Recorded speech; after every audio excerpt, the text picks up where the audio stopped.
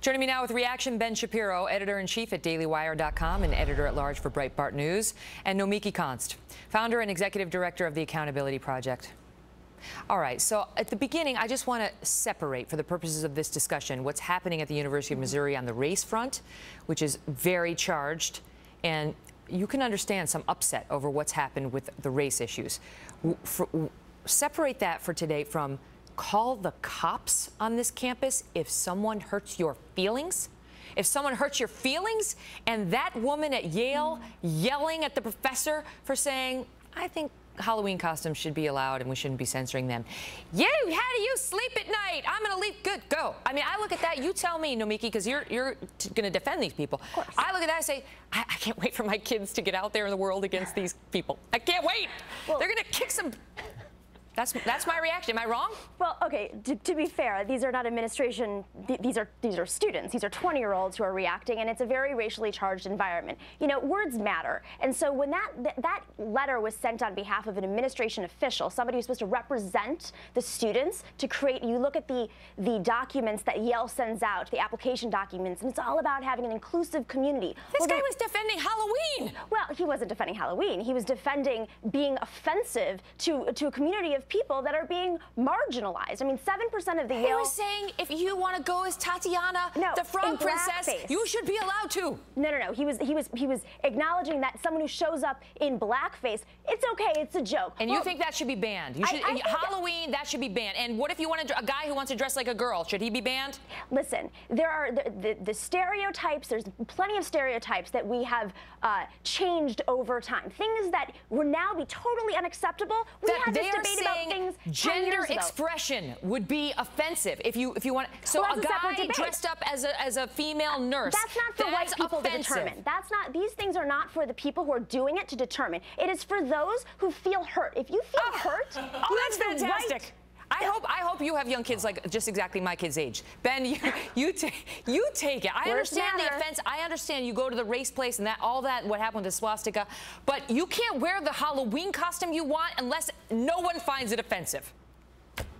Well, now the selectively offended get to run the rest of the country. I mean, this is what we are creating. We are creating a society of panty-waist fascists. What we are creating is a group of people who are oversensitive to everything and then are willing to call the cops as soon as they are offended. It's actually incredible, and it's a violation of the First Amendment, which you saw with a professor from the Mass Communications Department at Missouri telling reporters that they have no right to be there, and at Yale you have students shouting people down. If this is the climate that we're supposed to create, if this is supposed to create openness and tolerance on the campus, I'm missing the openness and tolerance in let's call the police if I'm mildly offended because my feelings have been hurt. I mean, this is creating a country of crazy people. How can you watch this and not go crazy and think that everyone who's involved in it is crazy in the first place? How about that woman from the communications department, Nomiki? Listen, shutting down the student reporters from filming the protests she was promoting. Guess how you promote them? Put them on TV. I do agree with that, and I think that Josh Earnest has said the same thing.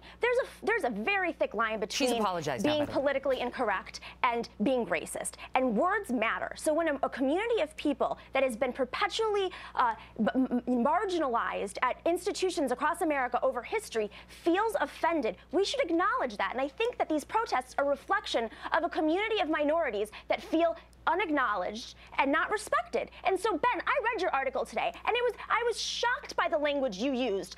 You were saying that it's time for the right to fight. Yeah. No, but you read his column.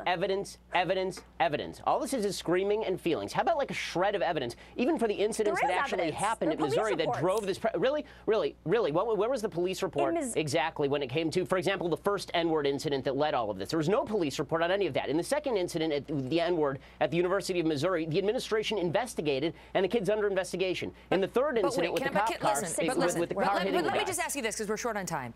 You tell me, Nomiki, whether we are training these kids to be little cupcakes who never have to encounter anything offensive, assuming everything you said is offensive. They never have to encounter it because they can call the cops or they can get their administrators fired, or whether it's better to educate them that there are offensive things in life, there are insulting things in life, there are people who will say very incorrect or impolite things about you, politically incorrect things about you, very publicly and in a way that you might feel very offended by, and you have to deal with that in life. I think people understand that, but I think that, you know, this is a blame the victim situation. We should be ridding the world of bigotry. We should be talking talking about that rather than blaming it on the victim who feels hurt, disrespected on campus, who doesn't feel heard by their administrators. I love that utopia. It doesn't exist. It's not realistic. It does not exist. Good luck getting rid of all the bigotry. The victim. Well, we can all the look at bigotry. it. We're just going to wipe the world. We'd love to, but it's not reality. They literally just fired a white guy for being a white guy, and he's the victim. Okay, I got to go. Not true. Great debate. Thank you both for being here.